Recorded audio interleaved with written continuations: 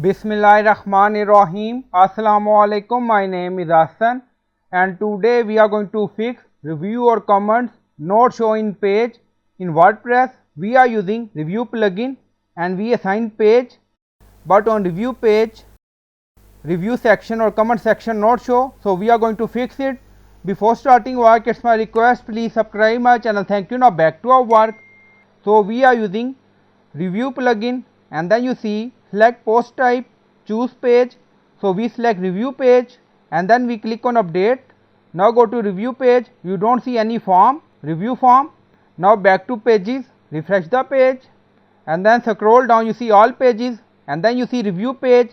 Also you see option when we hover on it and then click on quick edit. So click on it and then you see option checkbox allow comments, enable this option and then click on update. So this page is empty, we assign this page in plugin. Now you see review. Now go to review page and refresh the page. Now you see a review section show. So this is our review. So this is our form. So I hope you like this video. Please like, comment, share, subscribe. Thank you for watching.